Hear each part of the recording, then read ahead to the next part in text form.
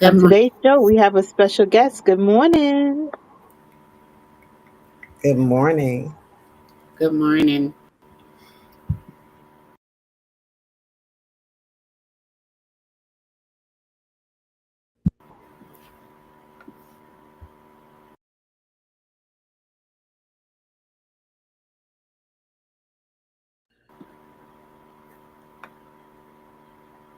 Things that we need to do.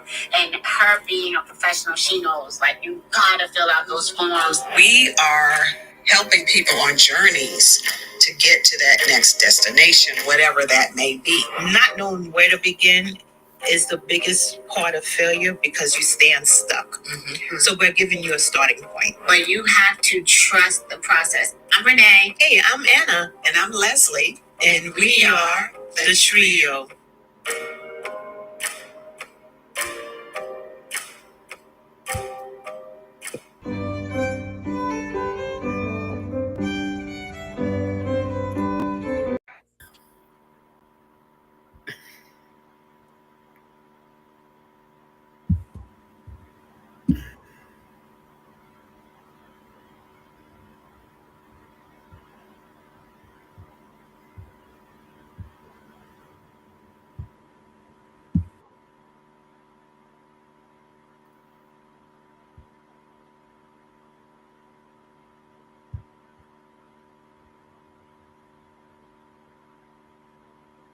Okay, we should be able to get started now.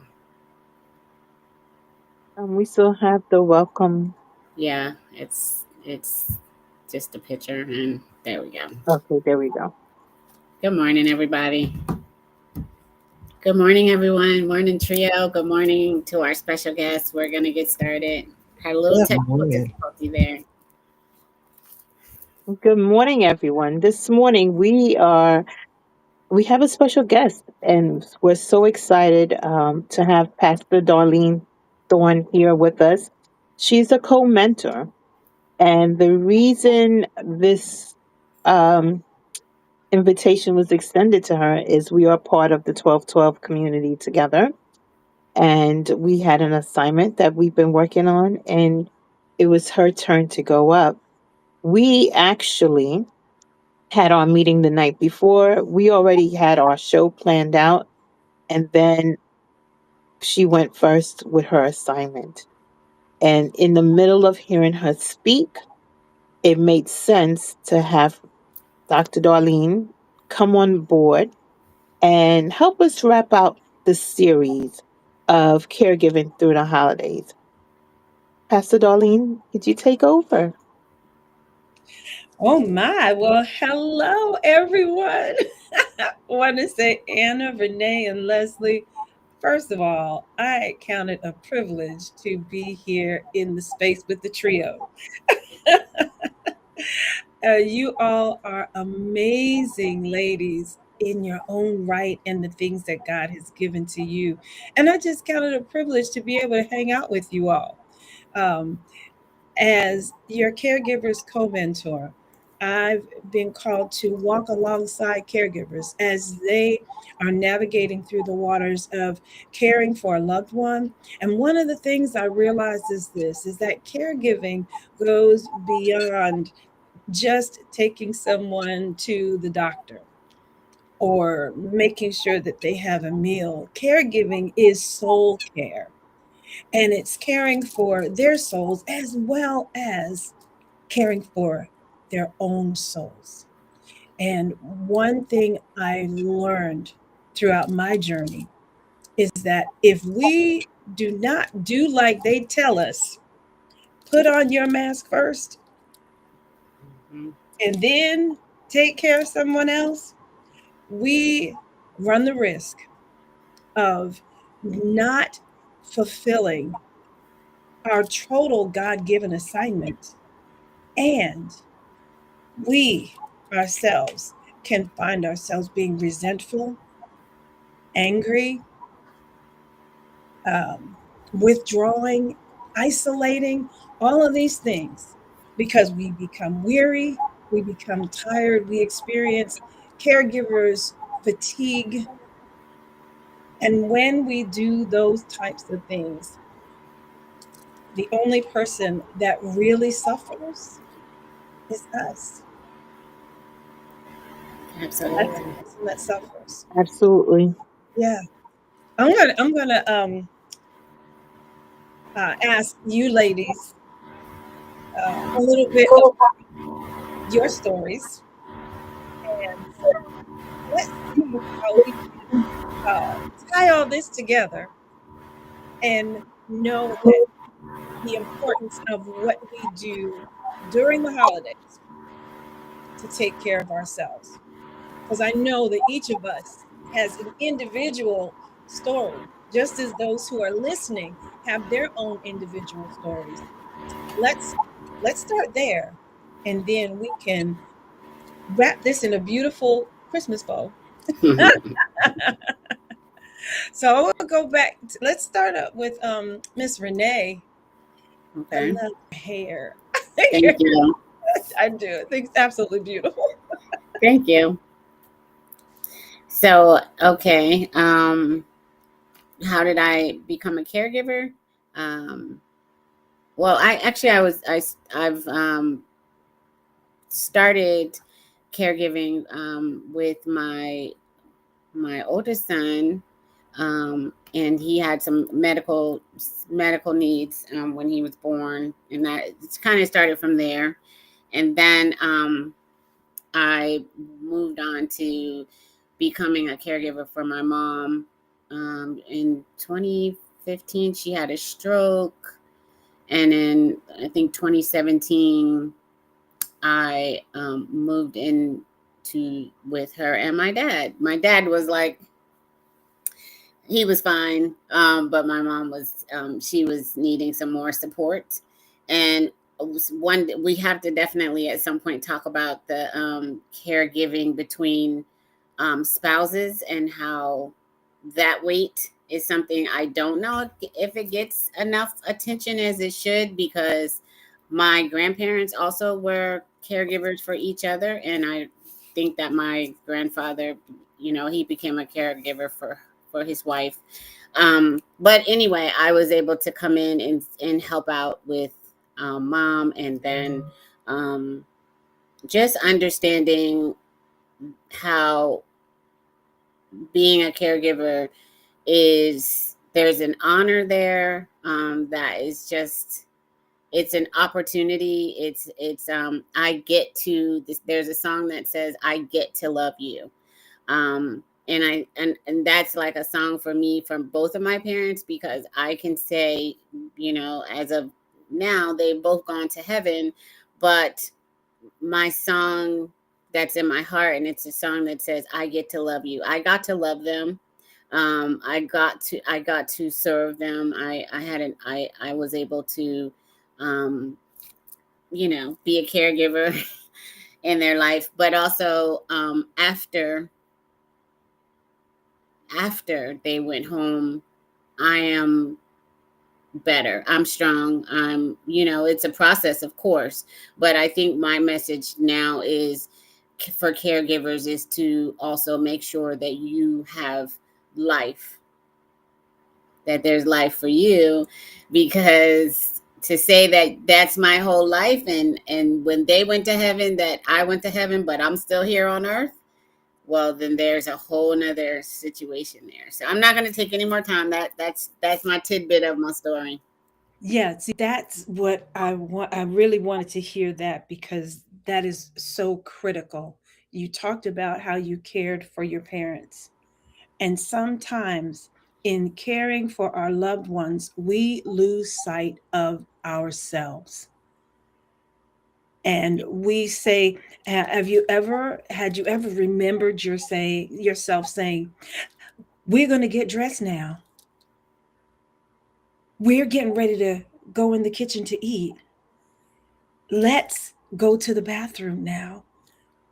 We became enmeshed with those we were caring for, as opposed to, Mom, Dad, do you feel like you need to use the restroom now?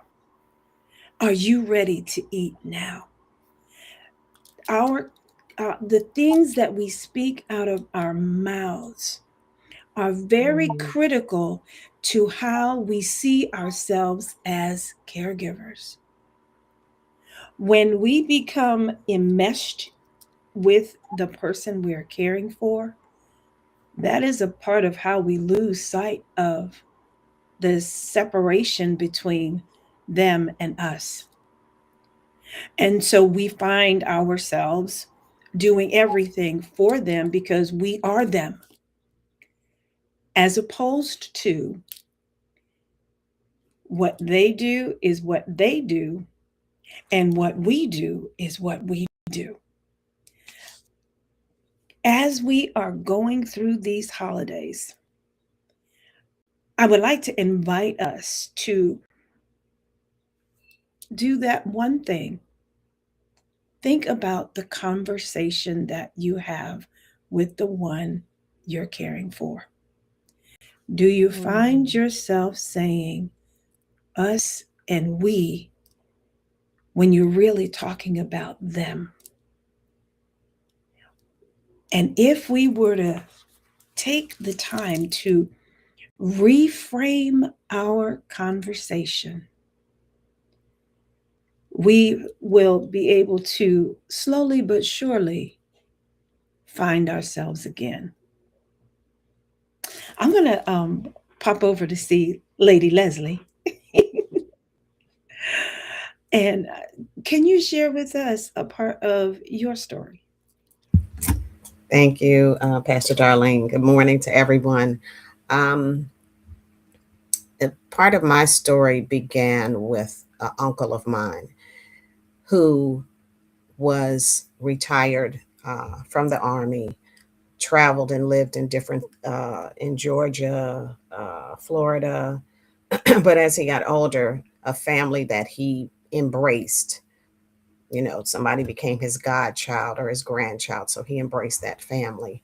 And as he got, funds were getting limited, he couldn't supply things that he would normally supply to his family. Um, they wanted to have him shipped.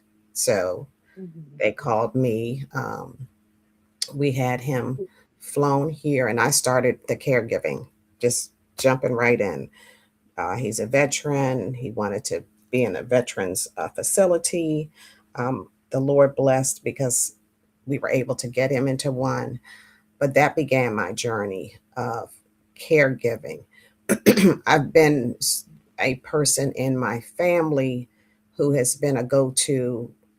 How do I do this? Where do I get this? How do I, tell me how to do this? And so that was always kind of innate in me to be one to provide service to people, answer questions, research information. And it was challenging. Um, but as you say, you love on the person. You, he, I love my uncle. It brought my uncle, my mom, and my aunt together. Um, and I ended up not only caring for him, but being a caregiver to my aunt, one of my aunts, and my mom, and also supporting other family members with caregiving. And the journey has been almost lifelong because I'm still in some capacity doing that with other, um, with people that I know outside of the family, but still are considered family. And with that, it gave me tools on what people need, handling bank accounts, handling getting paperwork in order. And as a part of that, that's why we're here today in this capacity of the trio. What you said is important, the conversations and how you're treating the person. It is a pleasure, it's a privilege, even though it can be hard, but it's an assignment. Our parents birthed us and took care of us. So the role, it becomes an exchange. That's hard for some people to realize. Um, Such and such was always handled their business there that way. So they should be able to handle going to the doctors on their own. life changes you, right? And people need support, and we have to be sensitive to the support that people need, um, and just kind of sit back and look at, how do I want someone to treat me when I'm at a point where I can't take care of myself. So that's a little bit about my story. Thank you for allowing me to share that. Absolutely. You said some very pivotal things and very important things. You talked about how you just jumped in, that you didn't sign up for that. It's not like you woke up one day and said, "Hey, let me just go and be the caregiver for all these folk and let me just do this." It came because, first of all, because of who you are and what's been placed inside of you and what they knew about you. There were some qualities that you had and still have, but they saw the qualities and they're like, uh, this right here is not working. And you became the person, the go-to person. And now you're not only the go-to person for one person, but it became another person and another person and another person. And even in that, though you may enjoy doing it, though it may almost come easy to you, it's still imperative that you are able to take a step back and recognize that this is not the totality of who I am. And so, as I'm listening to you talk about bank accounts and you talk about who's going to do certain things, I also think about this prevention. Mm-hmm. Do the work ahead of time. Mm-hmm. When have you prepared? Right. Yep. Not just prepared, but Mm-hmm. prepared. Mm-hmm. Did we think about who was going to handle our bank account? If we own a home, do Mm-hmm. we have a living trust? Mm-hmm. Do we have, and have we set it up correctly so that it doesn't have to go through probate? Yep. Have we thought about these things? And some of those conversations can be the most tenuous because we don't want to talk about those things. When my husband and I, long time ago, when my husband started a particular job, we were encouraged to make sure you have a will. We had no children. At the time, we didn't have a house. We were living in an apartment and we were looking for a house, but didn't have a house yet. And they said, you need to have a will. Okay, what? And we got the will. We did a blanket, just a basic will. But then as time went on, we had a house, we had two children, and they said, time to update your will. So when we updated the will, we're sitting with the lawyer, and this is what the lawyer said: I need for you to tell me what you want to happen if you go. I need for you to tell me what happens if your husband goes. I need you to tell me what happens if one of your children goes. And he went through down every scenario of how we could possibly leave this earth. And he said, it is important that we put these things in writing because it could happen any of these ways, and you want to be prepared. So when we talk about caregiving, especially the ones that we don't sign up for, and I'm going to get to mine in just a minute, when we talk about it, we've got to think about those things that we prepared for and the things that we did not prepare for.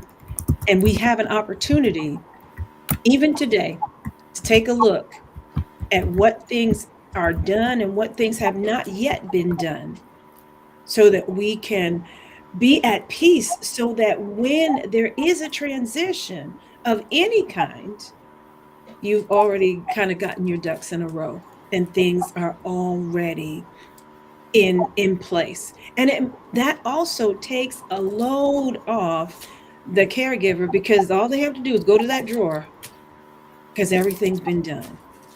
So I'm gonna thank you, Leslie and Thank Renee. you. That was perfect. That just You ladies are just so amazing. follows a couple of things that we're doing. So you just reiterate and just confirm the reasons for that. So we love it. Thank you. Oh, this is so good, so good. All right, Miss Anna. Thank you so much for being with us this morning. My caregiving journey started as a little girl, actually, because I was the first American born child in the family. So I was the one who had to attend appointments, make calls so that I can translate. And this journey, I have to say, started when I was maybe 9, 10 years old. So it wasn't per se taking care of everything, but I was the translator and making sure that the information was communicated and understood. So if something was given to me by a doctor or at the Social Security office, I had to make sure that when I translated, I also explained it so that they knew how to respond or knew what they needed to do next. Fast forward, that being part of the journey as my parents and my aunts got older and they needed appointments, I became in charge of that. If someone wasn't feeling well, I became their confidant. I know things about the elders in the family that their children don't know. And if something is happening, their children know to reach out to me, even if they live in the same house, but they know to reach out to me to find out what's going on. Uh, my true caregiving journey started when my husband was diagnosed with lymphoma and navigating the healthcare world, the insurance needing referrals, waiting in a doctor's office for 2 hours for the referral, finding a provider that takes the insurance, finding a provider that the insurance is okay with administering the treatments, and keeping communication lines open. And when he went into the hospital for his final time before he transitioned, that journey was very daunting. He did not do well because he didn't feel it was necessary. He felt he had all the time in the world. But things happened so quickly within a year from being diagnosed to when he transitioned and struggling to find the information. And like you said, everything was we're going to do this now. Where I became one with him in this journey, and it did take a lot. Uh, I was in school. I was going to school, going to chemo treatment with him, making sure his family was kept abreast on what was going on, um, helping those who needed to get to the hospital to see him get there, whether it was making calls because I didn't have a vehicle at the time. So it was a eye opener. The journey of caregiving became very real. I always thought I was a caregiver, but in that moment in time, I understood the true meaning of being a caregiver. It wasn't just about being a mother, it wasn't about being a spouse at that moment. It was about really diving in and handling every single thing in that person's life. And it transitioned over to my father and so on and so forth. When things happen now, I just kind of want to say the questions come instantly, and the next steps I'm seeing 10 steps ahead. But it was something that was assigned to me from childhood because of language. Wow. Thank you for sharing that. When I listened to you share your story, you started when you were 9 and caring for your parents in terms of translating. and making sure that they understood everything. Now, at 9 years old, I applaud you because at 9, you were translating words and stuff that was beyond you. Yes. But because of your love for your parents and because of the fact that you could do the translating, you were doing these things, and it started something that took you all through your adulthood. And that was preparation for when your husband, uh, when he got sick. But a lot of times we don't realize that there have been things that happened in our lifetime that truly prepared us for where we are today and what we're doing. Something I wanted to encourage you with is I also see, not to take away from Renee's story or from Leslie's story, but I'm drawn to what you're saying, where you started at 9 and now you are the age that you are. That sounds good, doesn't it? I like that. You're the age that you are. There have been times that I know that you had become tired. And so, one of the things I believe that is so important for us as caregivers is that we uh, take time to recalibrate, that we take time to refresh ourselves, that we take time, that we steal away and we just do some things, like whatever it is that's going to bring you some peace. And one of those things is taking a nap. I wore my shirt on purpose today, so I wanted to share this with you.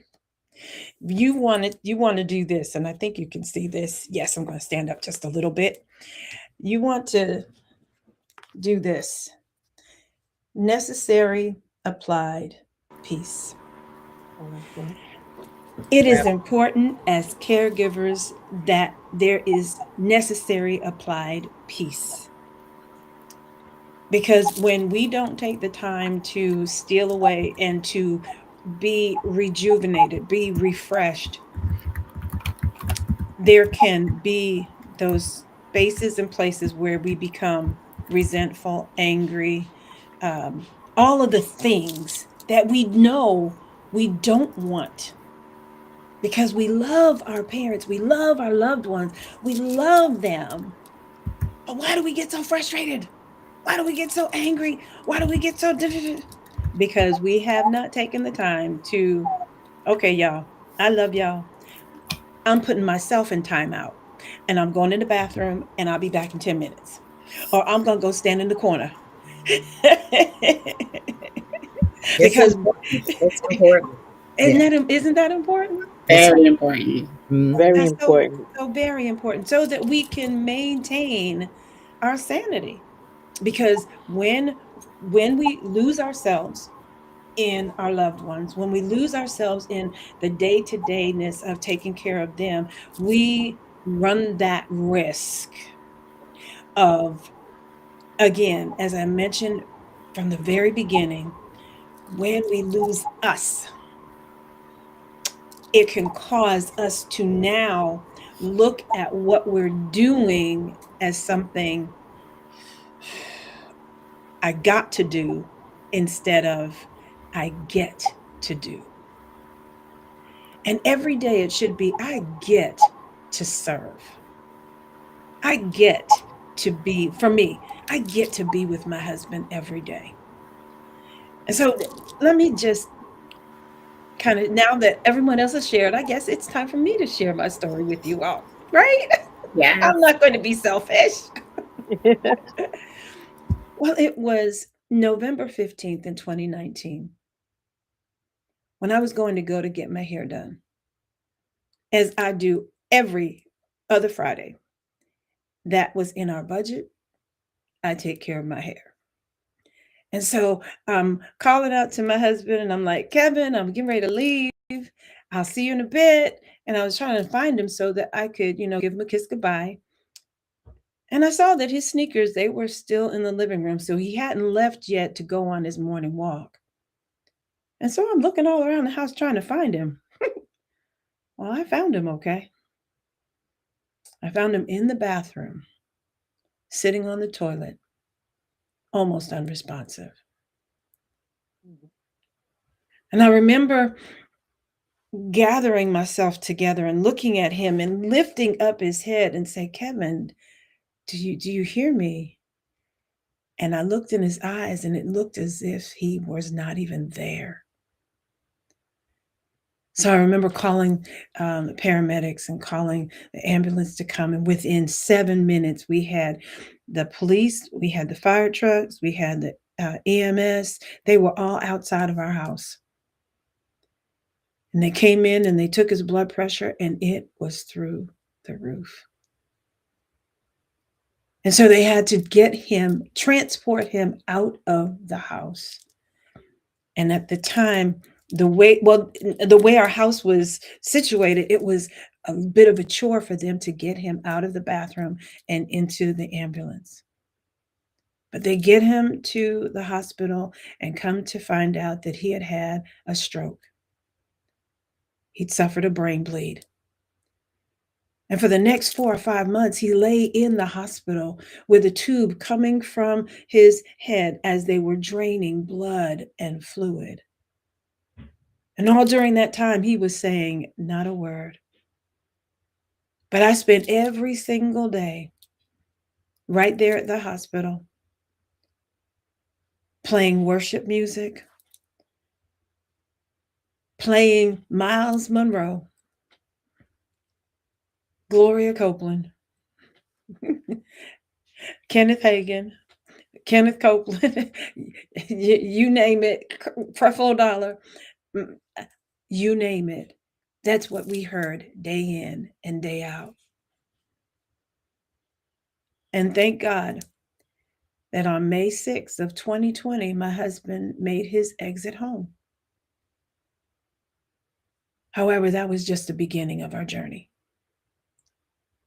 Because at that point, I now became his 100% caregiver. The one who made sure that he got to his doctor's appointments, made sure that he ate his food, made sure he exercised. And what challenged us was when he first came home, I just knew my husband loves me. He's going to do everything he's supposed to do because he's going to get better. And I'll not forget when I was giving him his medicine, I put it in front of him and I said, okay, Kev, take your medicine. I'm not taking that. I don't want that. And then I would put it in his mouth and I'd say, here, take your medicine. I would give him a glass of water and he would spit right back in the glass, the medicine. And I began to get a little discombobulated because I don't know what I'm doing now. And it called for me to create that new way of relating to my husband. And this is where I shared with you earlier about the things that happened in your lifetime beforehand that prepared you for this. Well, one of my first jobs was working in a nursing home with people who did not want to take their medicine. That's powerful. That's powerful. And I found out, oh, come on, dig up that memory. How did you get those people to take their medicine? And there it was. Where's the applesauce? Where's the pudding? And as I began to create those things and to remind myself, and I believe it was Holy Spirit that reminded me, don't you know what you did when you worked at the nursing home? How did you get them to take their medicine? So we don't take anything for granted. None of the things that we experience in our lifetime was done by mistake. There was a divine influence from our daddy God who prepared us for everything that we do today. And so now this is 2020. When we fast forward to 2025, Kevin is taking his own medicine. I can say, Kevin, go to the drawer, open the drawer, Amen.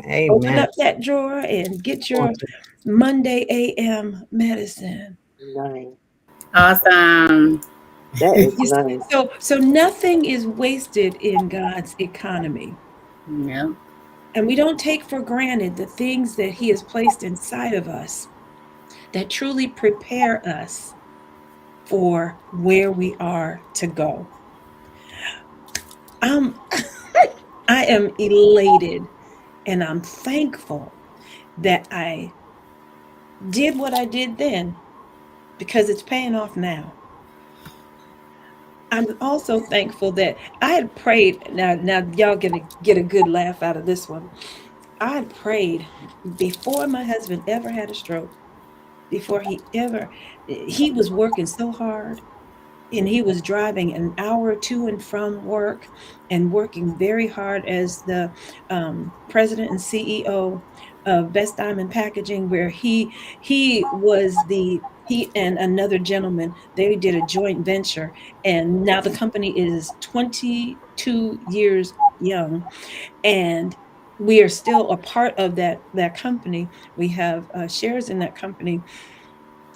But I remember I said, God, I really would like to be able to travel with my husband and to do some things with him, because he's always working and we're always doing this. Well, let me tell you, post stroke, now y'all know because y'all see up in the community where Darlene is gone for a week and she's gone for another week and she's gone. Y'all have seen it because I've It's gotten text from important. it. It's Yeah, important. That's I've gotten text from one of y'all in my messenger say you okay? We haven't seen you. true. We have traveled more Mm, Mm. in the time that's past the stroke than before. We have seen more things past the stroke than we had before. You don't know what uh, your future is always going to entail. mhm, But I believe that as I mentioned before, as we prepare, as we make sure we get that necessary applied peace, as we dig into the things that we've done when we were younger that prepared us for where we are, mhm, we can take solace in we're doing what we're supposed to do in this season of our lives. And we do not lose sight that, as Renee said at the very beginning, that when her caregiving time had ceased, now it's time to move forward. You're already thinking about what is next and what's my next assignment. mhm, Because we all have a next assignment. We all have something that we are going to be responsible for in the days that are in front of us. So let's take um, take the time to prepare for that and to think about what's going to be in front of us and how can we continue to move forward, making sure that we are putting the mask on ourselves first, sitting with heaven, sitting with Holy Spirit, getting those divine downloads that's going to take us to our next level. I'm thankful that I get a chance to hang out with you ladies. And I'm going to turn it back over to you, Anna, Renee, and Leslie. Thank you so awesome. much. That is That's amazing. awesome. Thank you. Uh, thank you so much, darling. We appreciate you. I mean, you. My hope was as you started talking, I could tell that you have like that voice for the caregiver, to the caregiver, because I feel like we all like like in elementary school, the teacher has all the little kiddos sit on the floor and she sits and she reads the story and talks about whatever she's talking about. The kids are looking and like, yeah, Yeah, that's amazing. yeah. Yeah, you were. I can tell that we you. I see why people would want to have, and this is for anybody that's listening also, is to want to have someone like you come in and minister to the caregiver, because when you're in the thick of it, you need that. You need that word. You need that fresh word, that fresh wind to kind of just like get under your wings and encourage you, because it can be daunting. Like you said, I mean, you go into a room and you start saying, let's go to the bathroom. I can relate to that. Like, let's get dressed. It's time to go to bed. Like, I mean, you're just talking to everybody in the room. And it's so true that it is like seriously, almost surgically, you have to separate, yourself and become yourself and stay yourself. So thank you for really encouraging our hearts today, um, ladies. um, I'd th- just like to, yes, thank you. As you talk about preparation, it's so important. And I call them God winks. The company required you all to do a will way before the people thought that, now that's a thing, right? But it's important. And you took on that step and moved on to the next step, which prepared you. So that was done.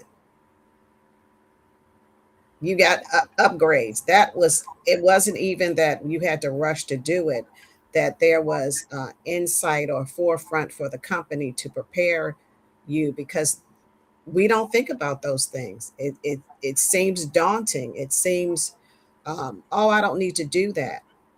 But you all had those steps in place when your husband became ill.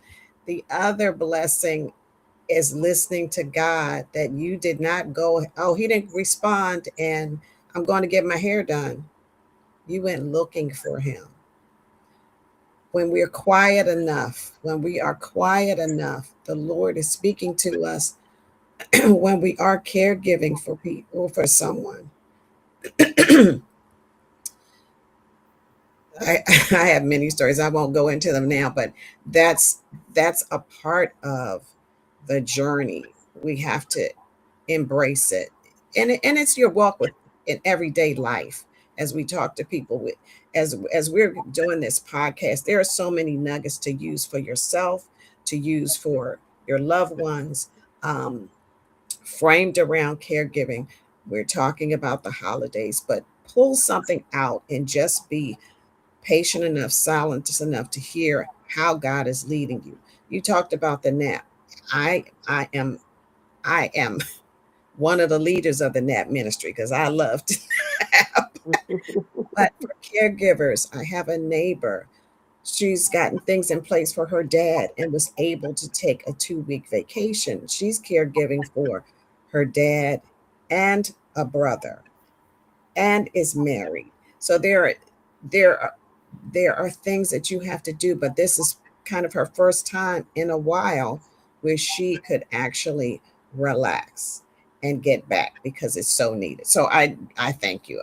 I just thank you. It's just the your voice and how you carry it. It's just like Renee said. Yes, we're all sitting here going, "Oh, so many nuggets, so many nuggets." So thank you. I Words are not enough to say thank you.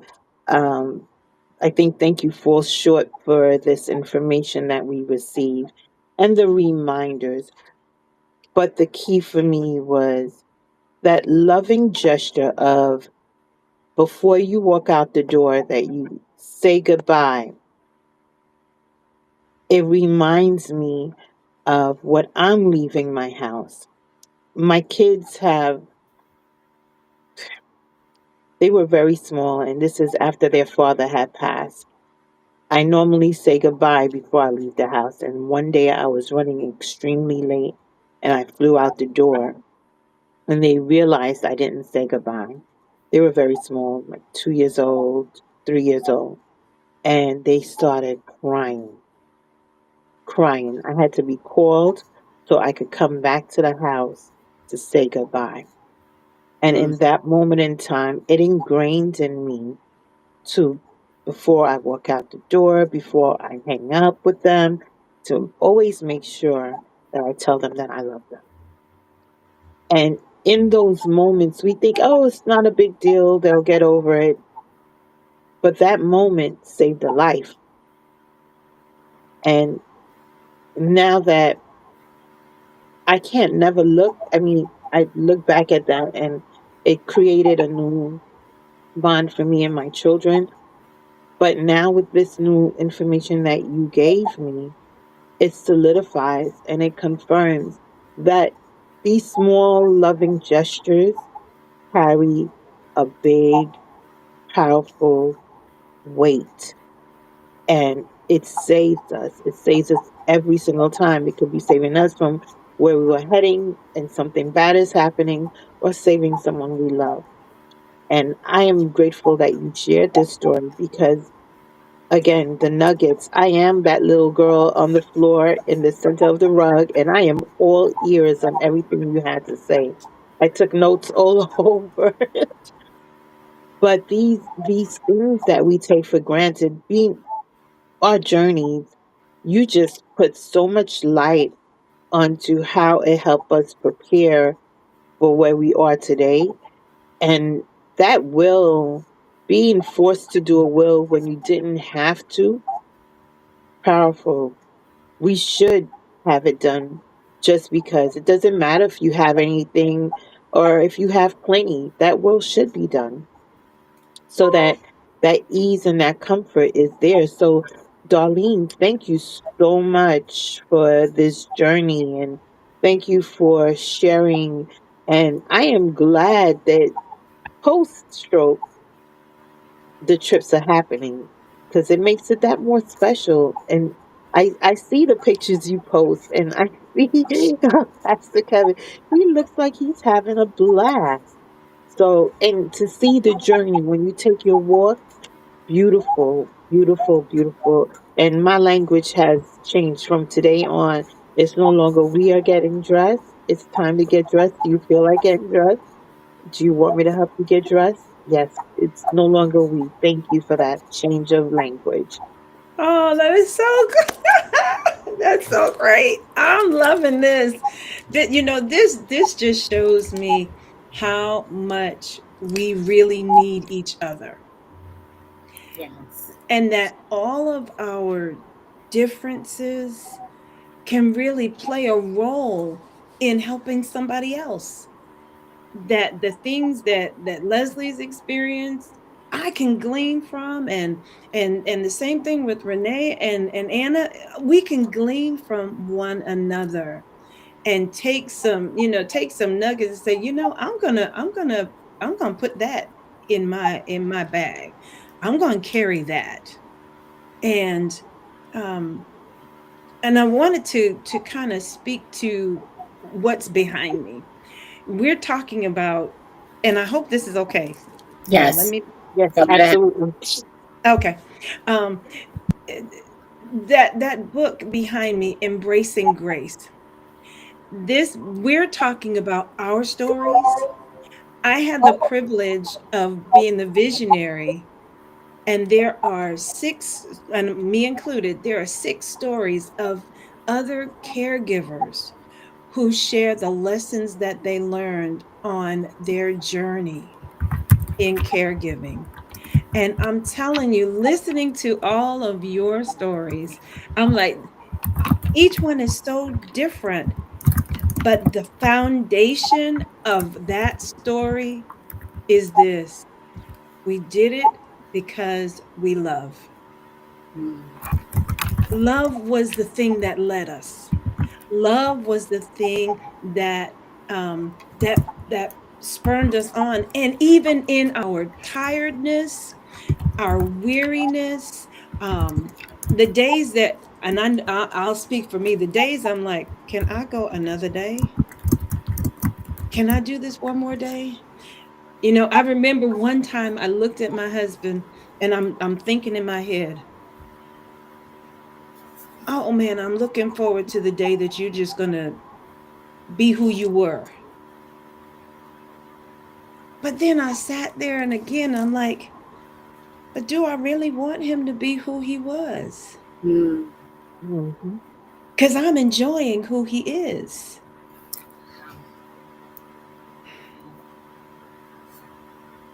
Mm. That just kind of hit me. Amen. Yeah. I'm Amen. enjoying who he is. Amen. I make a joke and I say, I got two husbands for the price of one without having to get a divorce to do it. I love it, love it, love it. That's the best way. Uh-huh. But this book I love shares it. the stories of other caregivers and their journey. And when I first went to do this, I, I I felt like a little bit of Alicia. I argued with God about even doing it. It's important though. It's important to share those stories. Yeah, Um, because people need to hear them. it And is. it's difficult. It is, but life is difficult. Yes, And for the yes, journey that you've gone through and are going through, it's an encouragement to those. So our goal is for people to be encouraged, to know that there are um, people such as yourself that mm, can walk alongside you to help you get through that. And even though we frame it to caregivers, this is even you as an individual who's single. thank you. Who is your group of uh, to support you if something happens? Yes, In that preparation, what is it that you need? Who hmm, knows what your desires are medically, and that's things right. that you need support for? So we That's frame true. the caregiver, but it's also caring. Who said it? We're caring for ourselves in order Yes, to support others, right?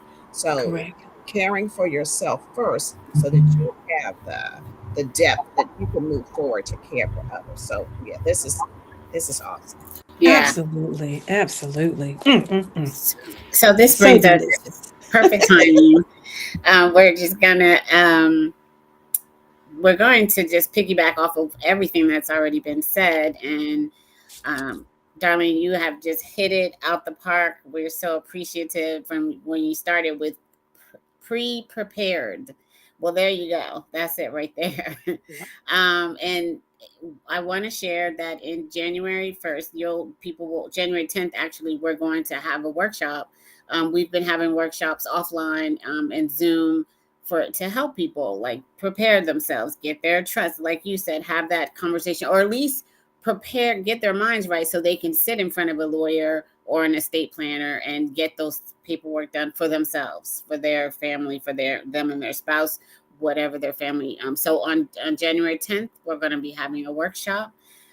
People can sign up and come into the room, and we'll continue our discussion about. We've already had like a discussion about trust and your power of attorney and some of those important essential documents. If you are interested, all you need to do is go to Facebook, because we've made those workshops available to you, and the details are on in our group in Facebook. So it's the trio. Um, and you just search us out on Facebook. You'll find our group. You'll have to follow the group, but once you get in there, the video is there, the information about the essential documents are there. We've given you some additional information, some treats, some conversations that you need to have, and we've given you some guides for those conversations.